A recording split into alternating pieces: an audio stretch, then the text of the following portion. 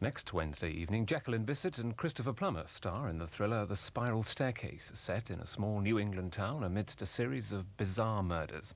The Spiral Staircase, next Wednesday evening at 10:15. Highlights for Thursday night on BBC1. At 8:30, The Lenny Henry Show. My mum used to play bingo. That was her idea of fun. One day she was there, this woman was looking over her shoulder saying, "You've got that card, cross it off. You've got that number, cross it off. You've got that number as well, cross it off." My mum said, "Why don't you do your own card?" She said, "It's full up." And at 9:30, Just Good Friends.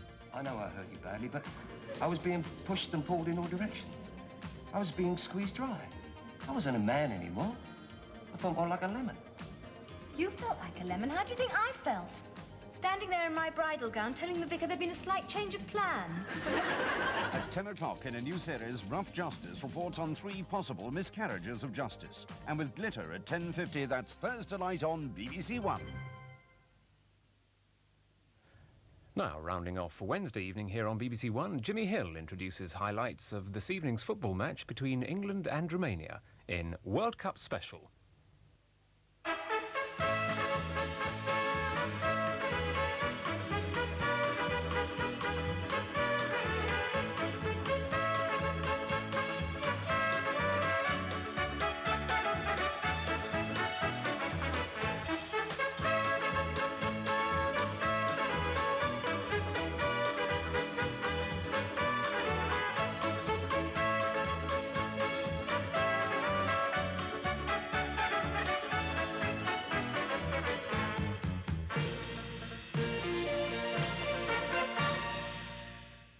Good evening and welcome to World Cup Special, an hour or so's non-stop football action, as well as a preview by Harry Carpenter of the Bell's Scotch Ryder Cup, which begins on Friday.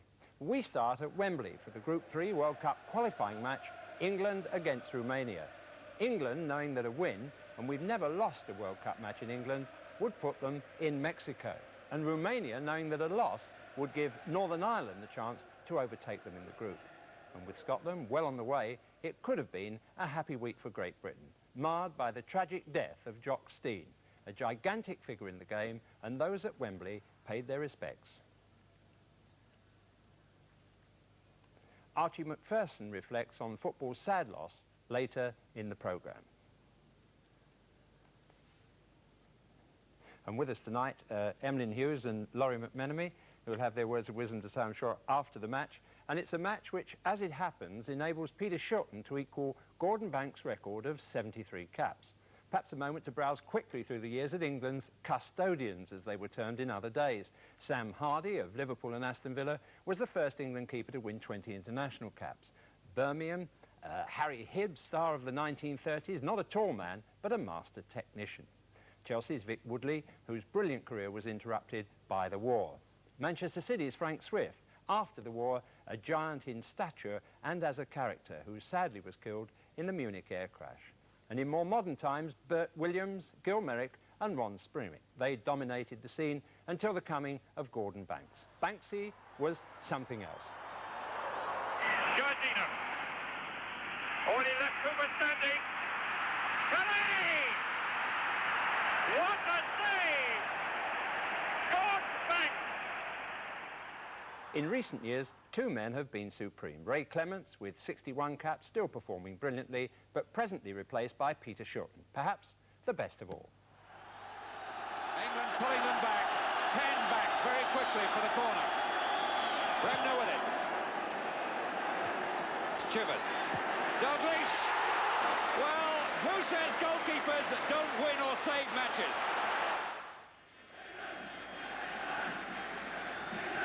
Bobby Robson's team in front of Peter Shilton includes 2 Evertonians who emerged from the close season tour of South America, Gary Stevens and Peter Reid, and 3 players who were among the substitutes when England went to Bucharest last May, Glenn Hoddle, Gary Lineker and Chris Waddle. There are 9, in fact, who played against West Germany in the last really competitive match.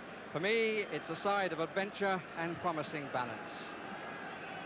In the end, the Romanian lineup shows only 1 change from the team which started against England in Bucharest. Jovan comes in, he was a substitute then for Iorgulescu and keeps the place with Iorgulescu on the injured list. He's been debating for a long time, the Romanian coach. In the end, goes for the taller of his two goalkeepers and decides to leave out one of the more progressive midfield players, Mateusz. Karl-Heinz Trichler of West Germany is the referee. He has two linesmen from his country. Well, David Gower and his men gave breath to a drowning English summer.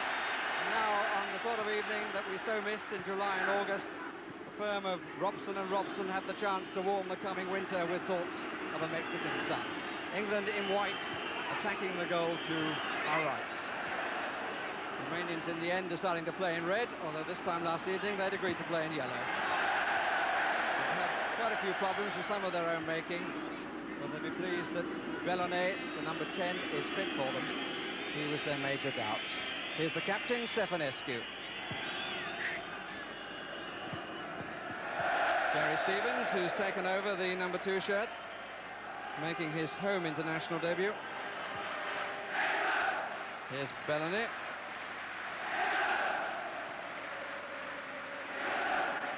And Peter Shilton, the most often selected by Bobby Robson, 31 times out of tonight, a 36th match.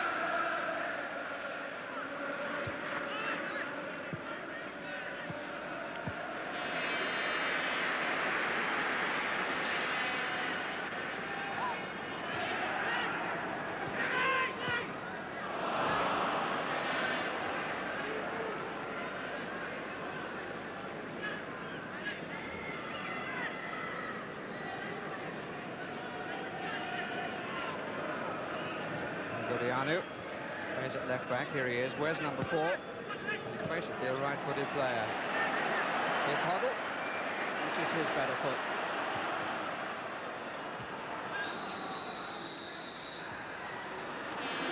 And the whistle goes for foot up.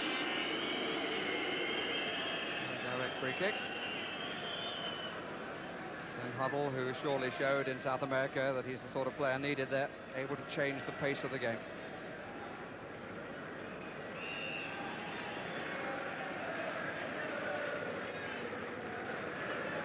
Lung. He has 3 forwards.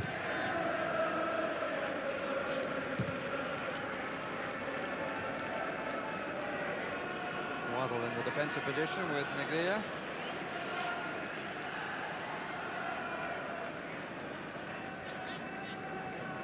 Fennick. Played alongside Mark Wright just once before when he came on as a substitute when they both made their debut back in May '84 against Wales. A match that was lost, incidentally.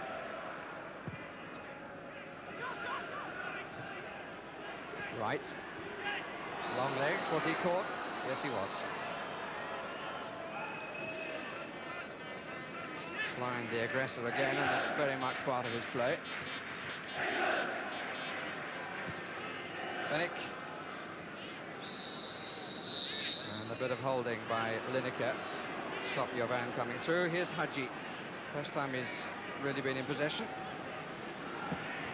Oh, that's not a bad try!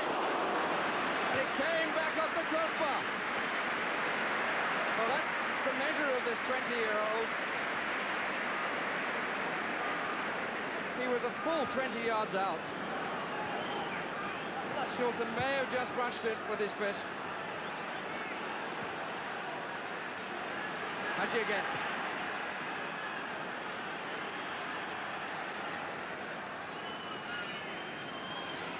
Stefanescu. A shot from the defender, not quite matching that of the forward.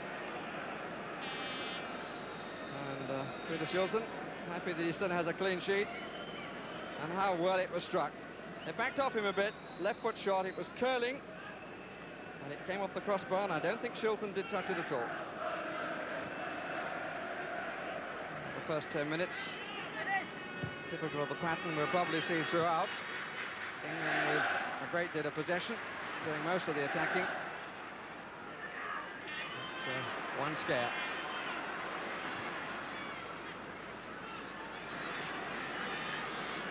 Sanson.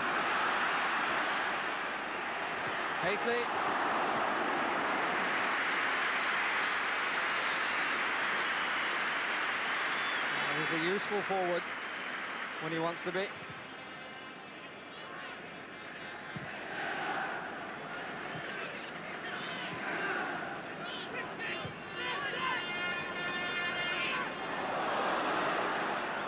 Good decision by the referee to let play continue. Haitley's got away that time slightly. Waddle hasn't really got into the match yet, but that's a free kick. And Haitley moving across the 18-yard area, and stride for stride with him goes Silvio Jovan. Ball went the other way.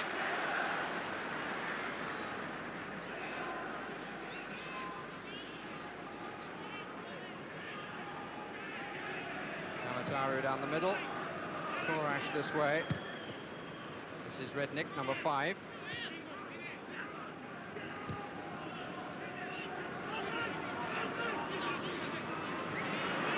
Aji.